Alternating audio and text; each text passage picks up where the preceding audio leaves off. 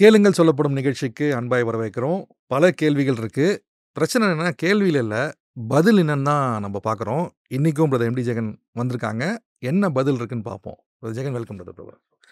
இந்த நிகழ்ச்சி யாருக்கு பிரயோஜனமா இருக்கோ இல்லையோ, நமக்கு பிரயோஜனமா இருக்குன்னு நினைக்கிறேன். ஆமா, நிறைய விஷயங்கள் நம்ம கத்துக்கிறோம் இதுல. நம்ம கத்துக்கிறோம். நமக்கே இது இந்த நிகழ்ச்சி பண்ணும்போதே பல வெளிப்பாடுகள் வந்துட்டே இருக்கு. ஆமா. இன்னைக்கு நம்ம பார்க்குற ஒரு விஷயம் வந்து பார்த்தீங்கன்னா, நிறைய விஷயம் கடவுளை கேட்குறோம். ஆனா, கடவுள் இப்படி தான் பதில் சொல்லணுன்ற ஒரு ஒரு ஒரு பேக்கேஜிங் ஃபார்மேட்ல கடவுளை வச்சுட்டுமா அப்படின்ற ஒரு தொனி வருது. எதை வச்சு கேட்குறேன்னா, இப்போ நம்ம இன்னைக்கு பார்க்க போற கேரக்டர் வந்து ஒரு மிகப்பெரிய ஓல்ட் டெஸ்டமென்ட் கேரக்டர். எலேஜா அப்படின்னா ஒரு பெரிய கேரக்டர். ஆனா, அவர் வாழ்க்கையில பலவிதமான அப்ஸ் அண்ட் டவுன்ஸ். பெரிய விஷயம் பண்றாரு. ஆனா, பர்சனலாவும் சில அப்ஸ் அண்ட் டவுன்ஸ் பார்க்குறாரு. நான் இந்த சப்ஜெக்ட்குள்ள போறதுக்கு முன்னாடி ஒரு ஒரு ப்ராஃபிட் இல்ல ஒரு பெரிய ஒரு போதகர், இல்ல ஒரு பெரிய ஊழியக்காரர் அப்படின்னா, எல்லாமே அவருக்கு நல்லாயிருக்கும் அப்படின்றது நம்ம பொதுவா நினைக்கிறோம். ஆனா, அவர் லைஃப்லயும் கடவுள்ட்ட நெருங்க நெருங்க அப்ஸ் அண்ட் டவுன்ஸ் இருக்கு. எப்படி இத நம்ம நம்ம நம்ம பொதுவா நினைக்கிறது கடவுள்ட்ட நெருங்க நெருங்க எல்லாம் சரியாயிடும் அப்படின்னு நினைக்கிறோம். ஆனா வந்து நெருங்க நெருங்க ஒரு பக்கம் அவர்ட்ட நெருங்குறோம். இன்னொரு பக்கம் இத ஃபேஸ் பண்றதும் இருக்கு. எப்படி நீங்க உங்க லைஃப்ப கம்பேர் பண்ணும்போது பார்க்குறீங்க அத? ஒரு கிளாரிஃபிகேஷன் நீங்க சொன்னதுல சொல்லிட்டு அப்படியே போயிடுறேன் நான். எலிஜா வந்து not only Old Testament prophet. New டெஸ்டமென்ட்லேயும் அவருடைய மினிஸ்ட்ரி இருக்கு. இங்க 2 பேருக்கு மட்டும் தான் அது உண்டு. ஒன்று மோசஸ், இன்னொன்று எலிஜா. இவங்க 2 பேரும் கிரைஸ்டையும் பார்க்க வருவாங்க. அதுக்கு பிறகு ரெவலேஷன்லேயும் இவங்க மினிஸ்ட்ரி அங்கே வரும். 2 சாட்சிகள் வருவாங்க. அது மேக்ஸிமம் இவங்கள தான் இருக்க நிறைய வாய்ப்பு இருக்குது. ஸோ இவங்க வந்து நியூ டெஸ்ட்மெண்ட்லேயும் இவங்க மினிஸ்ட்ரி இருக்கு அப்படின்னு சொல்ல வரேன். இப்போ அடுத்து எப்படி ஒரு காடோட கூட நம்ம ரிலேஷன்ஷிப்பை மெயின்டைன் பண்ணுறது, எப்படி அதை நம்ம லைஃப்பில் வந்து செய்யணும் அப்படின்னு சொல்லி பார்க்கும்போது, பல நேரங்களில் காடை வந்து நமக்கு ஏற்ற மாதிரி டிசைன் பண்ணிக்கிறோம். ஏன்னா நம்ம காடை நம்ம டிசைனில் தான் எப்போவுமே நம்ம உருவாக்குகிறோம். நம்மளோட இதில் தான் இப்படி தான் காட் இருப்பார், இந்த மாதிரி தான் இருப்பார். அதாவது ஒரு காலகட்டத்தில் காடை வந்து கோபக்காரராக பார்த்துருக்குறோம். காட் தண்டிக்கிறவர் அப்படி இப்படின்னு பார்க்கணும். அப்போ நமக்கு அவர் அன்புள்ளவராக தெரிஞ்சார். ஒரு பீரியடில் காடை கிருபை உள்ளவராக பார்த்த பிறகு அவருடைய நியாய தீர்ப்பை பற்றி நம்ம யோசிக்கவே இல்லை. அவருடைய இது கான்செப்ட் இல்லை. இந்த மாதிரி அவர்கிட்ட பல டைமென்ஷன்ஸ் இருக்குது. அவருக்கு அதாவது இப்போது நீங்கள் மனுஷனுக்கிட்ட எத்தனை சுபாவங்கள் இருக்குது அப்படின்னு கேட்டிங்கன்னா, பொதுவாக தமிழில் சொல்லுவாங்க நவரசம் அப்படிம்பாங்க. 9 வகையான முகபாவங்கள் காட்டுவாங்க. அவங்களுக்குள்ள அந்த அளவுக்கு காரியங்கள் இருக்குது. உதாரணமாக சோகம் இருக்குது, துக்கம் இருக்குது, அப்புறம் வந்துட்டு ஆனந்தம் இருக்குது, அப்புறம் கண்ணீர் இருக்குது, கோபம் இருக்குது, எமோஷன்ஸ் நம்ம சொல்கிறோம்ல. இவனும் எங்கேருந்து வந்துச்சு இவனுக்கு? இவனுக்குள்ள இதெல்லாம் எங்கேருந்து வந்தது? கடவுள் வச்சது தானே அது. இவன் வந்து இமேஜ் ஆஃப் காட். தேவனுடையதான சாயலும் ரூபமாக இருக்கிறான். இவனுக்குள்ள அதெல்லாம் அங்கேருந்து வந்தது தான். ஆமாம், அப்படி அங்கேருந்து வந்ததுன்னா அங்கே இருக்கு. அப்போ அவர்கிட்ட இருக்கு இருக்குது சார். நாம் நம்மகிட்ட இருந்து பார்க்க, அதான் நான் எப்பவும் சொல்லுவேன், நம்ம டைரக்ஷனை மாற்றணும் எப்பவுமே. நான் காடை வந்து டபர்னக்கல்ல நான் என்ன சொல்கிறேன், ஆசாரிப்பு கூடாரத்தில் வெளியிருந்து உள்ளே பார்க்குறேன்ல, காடு உள்ளே இருந்தானே வெளியே பார்க்குறாரு. நான் காடு மாதிரி உள்ளேருந்து வெளியே பார்த்தா தான் எனக்கு காடை பற்றி சரியாக தெரியும். பொதுவாகவே நம்ம சர்ச்சில் இங்கேருந்து காடை பார்க்குறதுக்கும் காட்லேருந்து இங்கே பார்க்கணும். அப்போ தான் நமக்கு நிறைய விஷயங்கள் கிடைக்கும். அப்படி வரும்போது நம்ம ஜபமே மாறும் இல்லை, டைரக்ஷனே மாறிடும்ல. ஏன்னா ஒரு இடத்துல வந்து நீங்கள் என்ன ஜபிக்கிறீங்கன்னு உங்களுக்கு தெரியாது, பரிசுத்தாவி உணர்த்துவாருன்னு போட்டிருக்கேல்ல. ஆனால் நம்ம ஒரு ஃபார்முலா வச்சுட்டோம், ஜபத்துக்கு நம்ம வச்சுக்கிட்டோம். அப்போ என்ன ஆகுதுன்னு கேட்டிங்கன்னா, காடோடைய அந்த காடை பார்க்குறதான விஷயங்கள் மாறும்போது அவரை புரிஞ்சிக்க தொடங்குவீங்க. அதனால தான் நீங்கள் பாருங்கள், பைபிளில் 2 இடத்துல இருக்கும், அவரை அறிகிற அறிவின் மேன்மைக்காக அப்படின்னு பால் எழுதுவார். பீட்டரில் வரும்போது சொல்லுவோம் தேவனை அறிகிற அறிவு அப்படின்ட்டு. இந்த காடை நம்ம புரிஞ்சுக்கிறது, காடை இதுதான் உங்கள் லைஃபோடைய ஒரு அச்சீவ்மெண்ட், அல்லது உங்கள் லைஃபோட டாஸ்க். இதுதான் காடை புரிஞ்சுக்கணும், அவ்வளோதான். இப்போது ஒரு இன்றைக்கி உள்ள ஒரு மெத்தட் எடுத்துக்கோங்களேன். கணவனும் மனைவியும் கல்யாணம் பண்ணுறதுக்கு முன்னாடியே ஏன் என்கேஜ்மெண்ட் பண்ணி பேசுகிறாங்க? To know each other, to அவங்கள ஒருத்தர் புரிஞ்சுக்கிறதுக்கு இல்லையா? பேசிக்காக அண்டர்ஸ்டாண்ட் பண்ணுறது. இவ்வளோ பேசுகிறாங்கல்ல, என்கேஜ்மெண்ட் பண்ணி இவ்வளோ பேசி, அந்த என்கேஜ்மெண்ட் டயத்தில் வந்து அவ்வளோ நல்லா பேசி மேரேஜ் ஆகி 3 மாதத்தில் பிரிகிறவங்களாம் இருக்காங்க. அவங்க என்ன சொல்கிறாங்க, கல்யாணத்துக்கு முன்னாடி நல்லா தான் பேசணும், நல்லா தான். அப்போ என்ன புரிஞ்சுக்கிட்டாங்க இவங்க இல்லையா? சரி, இப்படி எடுத்துருங்க. இன்னொரு ஆங்கிள். நான் சரி தப்புக்காக வாதத்துக்கு வரல, ஒரு எக்ஸாம்பிளுக்காக சொல்கிறேன். நம்ம அம்மா பாட்டிகள் காலத்துலலாம் பார்த்தீங்கன்னா இந்த மாதிரி என்கேஜ்மெண்ட் முன்னாடி பேசுகிற விஷயமே இல்லைல்ல. அன்றைக்கி தான் பார்ப்பாங்க, அன்றைக்கி தான் மேரேஜ் நடக்கும். கல்யாணத்தை அன்றைக்கி தான் முதல்ல மாப்பிள்ளையே அவங்க பார்ப்பாங்க இல்லையா? ஆனால் 25 வருஷம், 30 வருஷம், 50 வருஷம் சாகிற வரைக்கும் ஒன்றா இருந்திருக்காங்கல்ல. அன்னைக்கு டிவோர்ஸ் ரேட்டுக்கும் இன்னைக்கு டிவோர்ஸ் ரேட்டுக்கும் என்ன டிஃபரன்ஸ் நம்ம நிறைய இருக்குது, நம்ம பார்க்குறோம் இல்லையா? ஆனால் ஏன்னா அவர்களால் அவங்க லைஃப்பை புரிஞ்சிக்கணுங்கிற ஒரு எண்ணத்தோடு ஓடினாங்க. இப்போ யாரும் இங்கே புரிஞ்சிக்கிற எண்ணத்தோடு இல்லை. நான் என்னுடைய இண்டிபெண்டன்சி, நீங்கள் உங்களுடைய இண்டிபெண்டன்சி. உங்களை நான் புரிஞ்சுக்கணும்னு அவசியம் இல்லை, எனக்கு ஏற்ற மாதிரி நீங்கள் மாறுங்க. அதே தான் ஆணுக்கும் இருக்குது, கணவனுக்கும் இருக்குது. நான் உன்னை புரிஞ்சுக்கணும்னு இல்லை, நீ எனக்கு ஏற்ற மாதிரி மாறு. இந்த புரிஞ்சுக்கணுங்கிற எண்ணம் வரும்போது தான் ஃபேமிலி நல்லா இருக்குது. they want to understand what ever it is. அவங்களோட ரெண்டு குணம் என்ன வேணா இருக்கட்டும், அதை புரிஞ்சுக்கணும். இவங்க தான் கணவன் மனைவியாக ஒன்றா இருக்க முடியும். ஒரு இடத்துல கணவன் வந்து என் மனைவி இப்படி தான், இது மாறாது, அவங்க அப்படி தான் இருப்பாங்க அப்படின்னு ஒன்று வருது, இவன் கொஞ்சம் இவனை மாற்றிக்க தொடங்குறான். ஒரு இடத்துல மனைவி இவர் இப்படி தான், இவரை மாற்ற முடியாது அப்படின்னு சொல்லிட்டு அவங்க இவங்களை என்ன பண்ணிக்கிறாங்க, ஆல்டர் பண்ணிக்கிறாங்க. இப்போது இந்த புரிஞ்சுக்கிட்டு ரெண்டு பேரும் வாழ்கிற கான்செப்ட்ஸ் இருக்குல்ல, இதுதான் நீங்களும் காடும் வாழ வேண்டியது. இங்கே என்ன விஷயம்னா, காட் என்ன புரிஞ்சுக்கிறார் நல்லா. நான் ஒரு பாவம் செஞ்சு விழும்போது, ஐயோ இவன் பலவீனமாக இருக்கான், இவனை தூக்குவோன்னு அவர் புரிஞ்சுக்கிறாரு.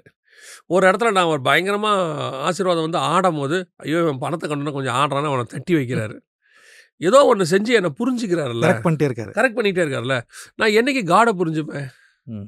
காடை நான் புரிஞ்சுக்கிற எண்ணத்துக்கே வரலையே. நான் காடை வந்து இன்னும் சொல்ல போனால் அவர் கையை தான் பார்க்குறோம் இல்லையா, அவர் இருதயத்தை நம்ம பார்க்குறோம். அருமையான வேர்ட், கையை தான் பார்க்குறோம். என்ன கொடுப்பாருன்னு, அவர் என்ன நினைக்கிறாரு, என்ன யோசிக்கிறாரு அப்படி நம்ம பார்க்கவே இல்லைல்ல. அப்போ அந்த காடை புரிஞ்சுக்கிற அறிவு வரும்போது தான் அதுக்கு மிகப்பெரிய ப்ராசஸ்ங்கிறாரு பால். பால் வந்து பார்த்தீங்கன்னா நிறைய விஷயம் நம்ம பேசும்போது அதில் முக்கியமாக சொல்கிறார், எல்லாவற்றையும் நஷ்டமும் குப்பையும் என்று விட்டேன். ஏன் எல்லாத்தையும் விட்டார்? அவர் என்னென்னலாம் விட்டார்னு பாருங்கள். கமாலியல் பாத்தில் படித்து வேர்ல்ட்லேயே அவர் மிகப்பெரியதான ஒரு எஜுகேஷன் தான். அகாடமிக் சைடில் பயங்கர ஸ்ட்ராங், வெரி பவர்ஃபுல்லான நல்ல நாலேஜபிள் பர்சன். ஆமாம். தியாலஜி ரிலீஜியஸ் சைடில் நியாயப்பிரமாணத்தை கரைச்சி குடிச்சிட்டாரு. அவரே என்ன சொல்லிட்டார்னா, நியாயப்பிரமாணத்தின்படி நீங்கள் எனக்கு குற்றம் சாட்டவே முடியாதுன்ட்டார். அந்த மாதிரி சொல்கிற ஆள் உலகத்தில் வேறு யாரும் கிடையாது, அவர் ஒரு ஆள் தான். ஸோ ரிலீஜியஸ் ஸ்டடீஸாக இருக்கட்டும், வேர்ல்டு படி அகாடமிக் ஸ்டடீஸ் எல்லாமே பயங்கரம். ஸோ இதை தவிர்த்து அந்தஸ்து பணம் இதெல்லாம் எடுத்து பார்த்துட்டிங்கன்னா அவர் எங்கேயோ இருக்கிறார். பட் காடை தெரிஞ்சுக்கணும், காடை புரிஞ்சுக்கணுன்னா இதெல்லாம் தடைங்கிறார் அவர். நான் பல நேரங்கள் ஏன் அது தடை, அப்போ பணத்தை வச்சுக்கிட்டு காடை புரிஞ்சிக்க முடியாதா அப்படின்னும் போது, பணத்தை வச்சுக்கிட்டு காடை புரிஞ்சிக்க முடியாதா இல்லை, ஒன்று ஃபில் பண்ணியிருக்கும் போது இன்னொன்று அந்த இடத்துல ஃபில் பண்ண முடியாது. ஏன்னா எம்டியா இல்லையே, அது உள்ளே போகிறதுக்கே விட மாட்டேங்குது. என்னுடைய வேர்ல்ட்லி நாலேஜ் ஒன்று வச்சுக்கிட்டு, இப்போ பாலுக்கு வேர்ல்ட்லி நாலேஜ் நல்லா அகாடமிக் சைடில் படித்ததுனால தான் 13 புக்கு எழுத முடியுது அவரால், அதில் மாற்று கருத்தே கிடையாது. ஆனால் அந்த நாலேஜோட புக் எழுதியிருந்தார்னா இன்னைக்கு நம்ம படிக்கிறதுக்கும் நமக்கு புரியாமல் இருந்திருக்கும், நமக்கு புரியாது. அது பைபிளாக மாறி இருக்காது, அவருக்கு மட்டும் புரிஞ்சிருக்கும். பைபிளாக மாறணும்னா முதல்ல அவர்கிட்ட இருக்கிறது எம்டி ஆக்கணும். இப்போது மோசஸ் எடுத்துக்கோங்க, ஈஜிப்ட்ஸில் அவரை மாதிரி ஒரு லா தெரிஞ்சவர் யாருமே இல்லைன்னு சொல்லி ஆக்ஸில் இருக்குது, அப்போஸ்தலர் நடவடிக்கையில் இருக்குது. ஆனால் 40 வருஷம் அவர் ஆடு மேய்க்க வேண்டி இருந்தது. they want to remove, உள்ளேருந்து எல்லாத்தையும் எம்டி பண்ண வேண்டியிருக்கு. எதுக்காகனா காடை தெரிஞ்சுக்கிறதுக்கு. அப்போ அந்த காடை தெரிஞ்சுக்கிற விஷயத்தில் தான் எல்லாருமே கான்சன்ட்ரேட் பண்ணியிருக்கிறாங்க. நாம் இன்னைக்கு காடை தெரிஞ்சுக்க விரும்பல, காடை யூஸ் பண்ண விரும்புகிறோம். காடை யூஸ் பண்ணி காடுகிட்ட இருந்து நீங்கள் சொன்ன மாதிரி என்ன கிடைக்கும் அப்படிங்கிற இடத்துக்கு வந்துட்டோமே ஒழிய, இவர் என்ன நினைக்கிறாரு, இவர் என்ன யோசிக்கிறாரு, இல்லை என்ன கிடைக்கும்ன்றதை தாண்டி இவர் என்ன நம்ம கேட்டுனே இருக்கும் கொடுக்கவே மாட்டேங்கிறான்ற ஸ்டேஜுக்கு வந்துட்டோம். அப்புறம் அவரை திட்டுற இடத்துக்கு கூட வந்துட்டோம். ரொம்ப நாளாக கேட்டுகிட்டே இருக்கிற முறுமுறுக்க ஆரம்பிச்சிட்டோம். இஸ்ரேல் பீப்புள் மாதிரி ரொம்ப நாளாக கேட்டுக்கிட்டே இருக்கேன், கொடுக்கவே மாட்டேன். காரணம் ஆண்டவருக்கு காது இருக்கிறான்னு கூட தெரில, நானும் எவ்வளோ நாளாக கேட்குறேன், நாங்களும் ஜோம் பண்ணிகிட்டே இருக்கிறோம். அவன் என்ன முறுமுறுத்தானோ இதை வேறு ஆங்கிள் அந்த முறுமுறுக்கிறது, அவ்வளோதான். அப்போ காடை புரிஞ்சுக்கணும், அந்த இடத்துக்கு வரணும் அப்படின்னு சொன்னால், இப்போது நீங்கள் சொன்ன மாதிரி எலைஜாவுடைய கான்செப்டில் பெரிய விஷயமா இருக்கு. அவன் காடை எப்படி லிசன் பண்ணுறான்னு மட்டும் நீங்கள் பாருங்களேன். ஒரு இன்சிடெண்ட் நடக்குது. அதுக்கப்புறம் எலைஜாவுடைய பர்சனல் விஷயத்தை நம்ம பேசலாம். அதுக்கப்புறம் ஒரு இன்சிடெண்ட் 19ஆம் அதிகாரம் 1 ராஜாக்கள் 19 ஃபர்ஸ்ட் கிங்ஸ் 19 ஒரு இன்சிடெண்ட். இவர் போய் ஒரு கெபிக்குள்ளே உட்காந்துக்கிறாரு. இவர் ஏன் போனார், எதுக்கு போனாருங்கிறது அப்புறம் இருக்கட்டும். போயிட்டார். போன உடனே காடு வந்து இவரை கூப்பிட்றாரு, எலைஜா வெளியே வா அப்படிங்கிறார். அதாவது 1 ராஜாக்கள் 19ஆம் அதிகாரத்தில் 9வது வசனத்தில் 9th இதோ கர்த்தருடைய வார்த்தை அவனுக்கு உண்டாகி, அவர் எலியாவே உனக்கு இங்கே என்ன காரியம் என்றார். 11வது வசனம், அப்பொழுது அவர் நீ வெளியே வந்து கர்த்தருக்கு முன்பாக பருவத்தில் நில் என்றார். கூப்பிட்றார், வெளியே வா. எலைஜா வரல, வரமாட்டேன்ட்டான்ல, கெபிக்குள்ளேயே தானே இருக்கான். ஆனால் எலைஜாவுடைய அடைமொழி டேக் என்ன தெரியுமா?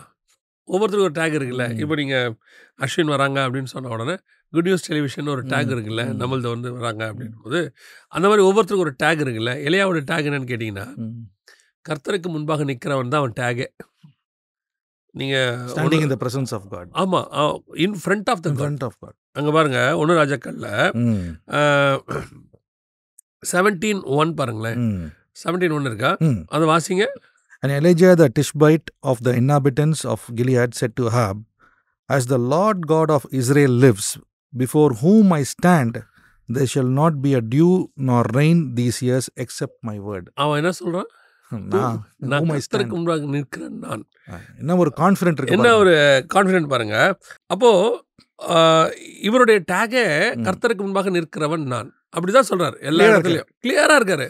இவரை கர்த்தர் கூப்பிடுறாரு, வெளியே வாப்பா, எனக்கு முன்னாடி வந்து நில்லுங்கிறார், வரமாட்டேங்கிறார் பாருங்க. அதுவும் காட் ஆல்மைட்டி ஆப்போசிட்டா இருக்குல்ல இந்த சம்பவம். கூப்பிட்டா வரணும், நானே நிப்பேன் எப்போ உங்க முன்னாடி, நான் தான் எப்பவும் நிக்கிறாளாச்சே, இப்ப கூப்பிட்டாலே வரமாட்டேங்கிறேன். அப்ப என்ன நடக்குது? எனக்கு வேற ஒரு விஷயம் நடக்குது. வேற ஒரு விஷயம் நடக்குது. என்னுடைய லைஃபோடைய நான் வந்து ஆப்போசிட் டைரக்ஷன்ல இருக்கேன். இப்ப எலிஜா யாருப்பா அப்படின்னு கேட்டா, எப்போ ஆர்டர் பண்ணி நிப்பாருப்பா, அங்க போய் பாருங்க அப்படி சொல்லலாம்ல. எங்க நிப்பாரு? ஆர்டர் பண்ணி நிற்கிறாரு. இப்போ எலிஜா எங்க காணோம். கர்த்தர் சொல்றாரு, எப்பா வாப்பா, எனக்கு முன்னாடி வந்து நில்லுப்பா அப்படிங்கிறாரு. நிக்க மாட்டேங்கிறாரு. இதுதான் ஒரு தீர்க்கதரிசிக்கும் கர்த்தருக்கும் இருக்கக்கூடிய ரிலேஷன்ஷிப். இந்த இடத்துல ரொம்ப ஆச்சரியம். காட் அவர் வரவே இல்லை வெளியே. 2 தடவை கூப்பிடுவார், எனக்கு முன்பாக வந்து நில், எனக்கு முன்பாக வந்து நில். 2 தடவை வரமாட்டார். ஆனால் 2 தடவைக்கு நடுவில் ஒரு சம்பவம் நடக்குது. நான் வாசிக்கிறேன். 1 Kings 19 பாருங்க 11. நீ வெளியே வந்து கர்த்தருக்கு முன்பாக பர்வத்து நில் என்றார். அப்பொழுது இதோ கர்த்தர் கடந்து போனார். காட் கிராஸ் பண்றார் அவனை. கர்த்தருக்கு முன்பாக பர்வதங்களை பிளக்கிறதும் கண்மலைகள் உடைக்கிறதுமான பலத்த பெருங்காற்று உண்டாயிற்று. ஆனாலும் அந்த காற்றிலே கர்த்தர் இல்லை. காற்றுக்கு பின் பூமி எதிர்ச்சி உண்டாயிற்று. பூமி எதிர்ச்சியிலும் கர்த்தர் இருக்கவில்லை. பூமி எதிர்ச்சிக்கு பின் அக்கினி உண்டாயிற்று. அக்கினியிலும் கர்த்தர் இருக்கவில்லை. அப்படின்னா என்னன்னா, ஒவ்வொன்று கிராஸ் பண்ண எலிஜா வெளியே வரவே இல்லை. அவர் உள்ளே நின்றுட்டு இருக்கிறாரு. கூப்பிட்றாரு, வெளியே வாப்பான்னு.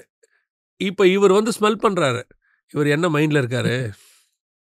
ஃபஸ்ட்டு வசனம் சொல்லுது, பெரிய காற்று உண்டாயிற்று பர்வதங்களுக்கு, அதாவது கல்லை ஒட்டைக்கிற மாதிரி காற்று.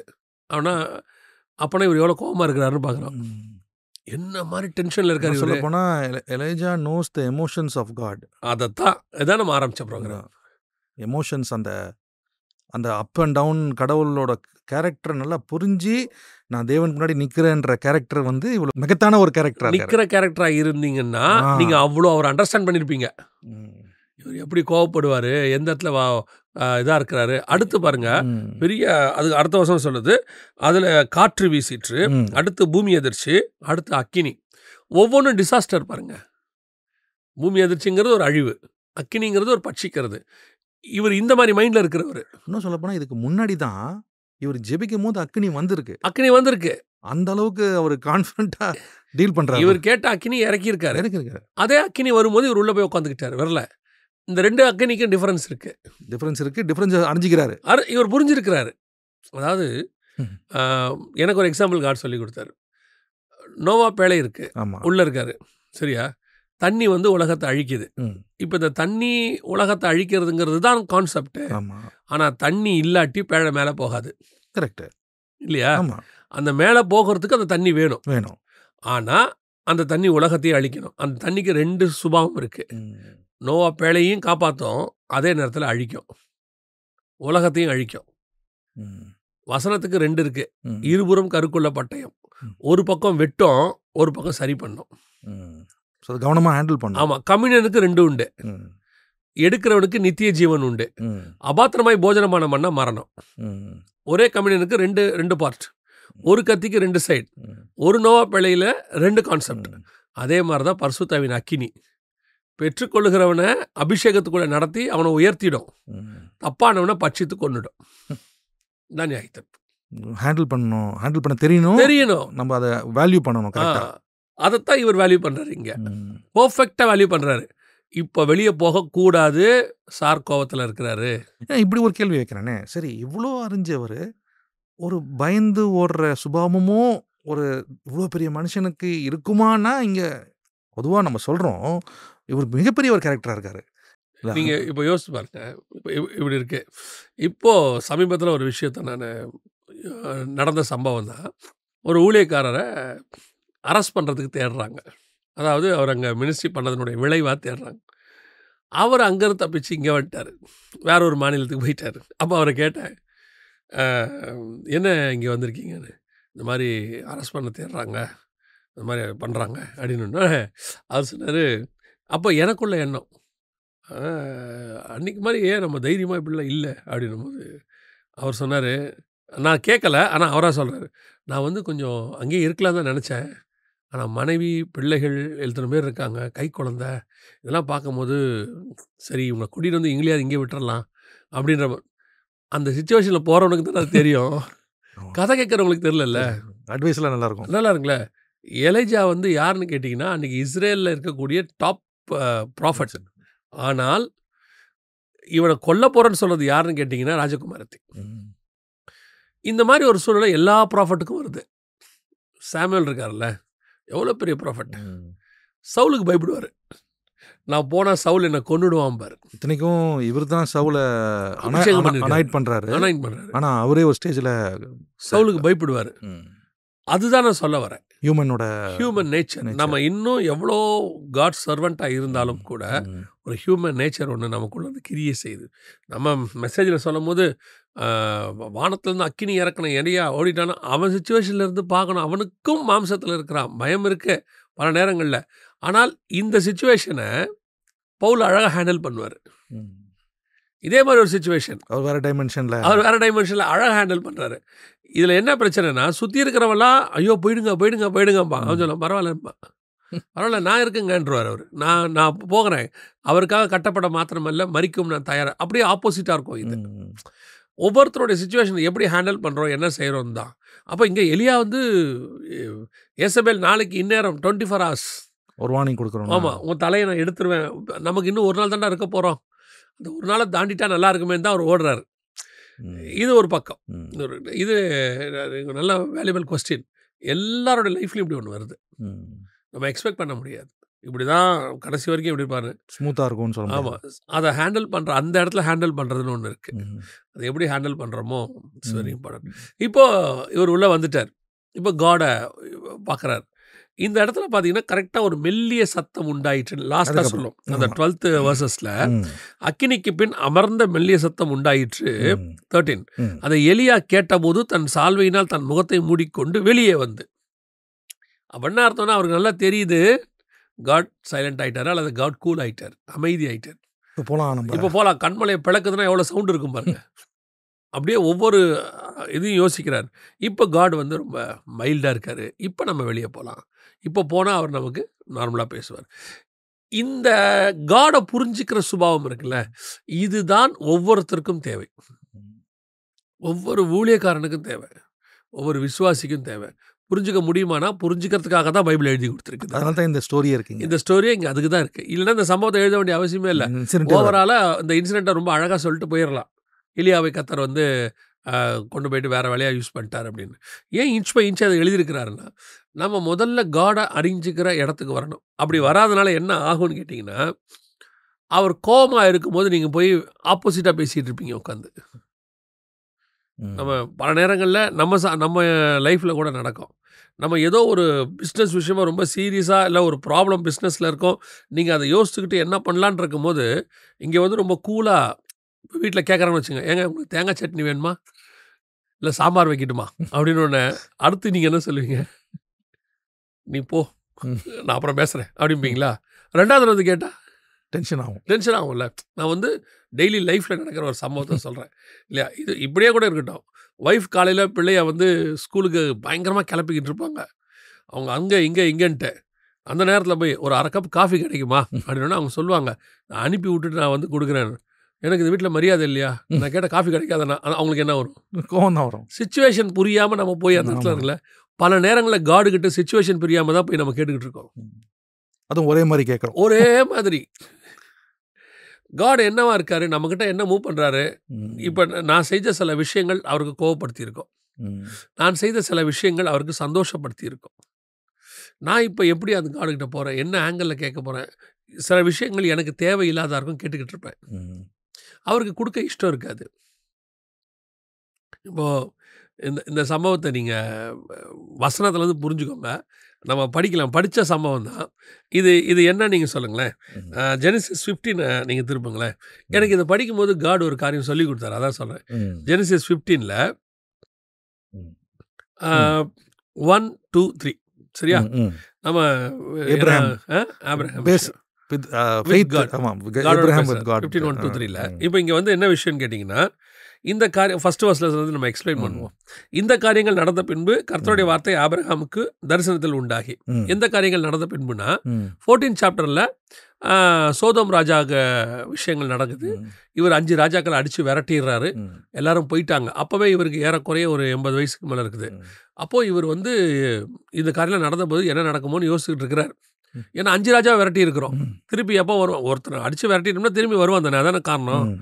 இந்த காரியங்கள் நடந்த பின்பு கர்த்தர் ஆபிரகாமுக்கு பயப்படாத, அவர் அதான் சொல்றாரு, ஆபிரகாமுக்கு பயப்படாத, நான் உனக்கு கேடகமும் மகா பெரிய பலனமாக இருக்கிறேன்.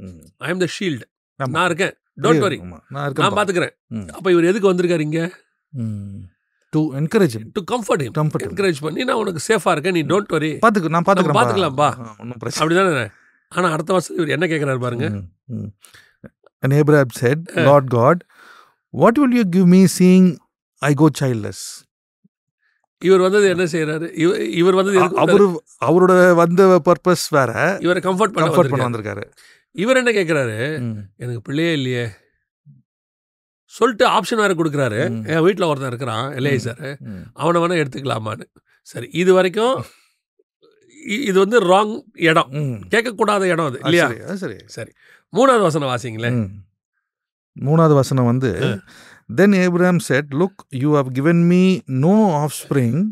Indeed, one born in my house is my heir. Okay. Then Abraham இருக்குல்ல, இவர் ஃபர்ஸ்ட் ஒன்று பேசினாரு. ஏன் திருப்பி 2வது பேசும்போது முதல் கேள்விக்கு பதில் வரலன்னு தானே அர்த்தம்? ஆமாம். இவர் வந்து, ஆண்டவரே நான் பிள்ளை இல்லாமல் இருக்கிறேன், இந்த எலியேசரை எனக்கு பிள்ளையாக்கிக்கலாமா அப்படின்னு உடனே அதுக்கு நீங்கள் என்ன பண்ணணும்? ஏதோ ஒரு ரெஸ்பான்ஸ் பண்ணி பதில் சொல்லணும்ல. நீங்கள் பதில் சொல்லலைன்னா ஐ எம் நாட் இன்ட்ரெஸ்டட்னு அர்த்தம். பின்னும் ஆபிரகாம், இவர் சும்மாவே இருக்காரு. ஆபிரகாம், வேணா நம்ம எங்கள் வீட்டிலேருந்து வேற யாரையாவது செலக்ட் பண்ணிக்கலாமா? இவரே ஐடியா கொடுக்குறாரு கடவுளுக்கு. அந்த 2 வசனத்துக்கு நடுவில் கடவுளோட மௌனம் இருக்கு, காடோட சைலன்ஸ் இருக்கு. நான் ஒரு கேள்வி கேட்டேன், நீங்கள் பதில் சொல்லலை. அப்போ நான் அடுத்த கேள்வியை கேட்குறேன், அப்போ நடுவில் நீங்கள் என்ன செய்யலை? எனக்கு ஆன்சரே பண்ணல. ஏன் இந்த சைலன்ஸ்? இந்த சைலன்ஸ் அவன் புரிஞ்சிக்கல பாருங்க. நான் வந்து சொல்லப்போனால் அந்த சைலன்ஸ் நன்மைக்கேன்னு கூட புரிஞ்சிக்கவே இல்லை. நான் வந்தது ஒன்று கம்ஃபர்ட் பண்ணேன். இன்னும் சொல்லப்போனால் அந்த சைலன்ஸில் ஒரு கடவுள் ஒரு விஷயம் சொல்கிறாரு. மௌனத்தில் ஒரு பதில் இருக்கு. பல நேரங்களில் நீங்கள் சைலண்டாக இருக்கிறீங்கன்னா யூ ஆர் நாட் இன்ட்ரெஸ்டட்னு அர்த்தம். சில நேரங்களில் ஒருத்தர் கேட்குற விஷயம், சொல்கிற விஷயத்தை நீங்கள் அக்செப்ட் பண்ணுறீங்கனாலும் அமைதியாக இருப்பீங்க. ஓகே, அந்த அமைதி.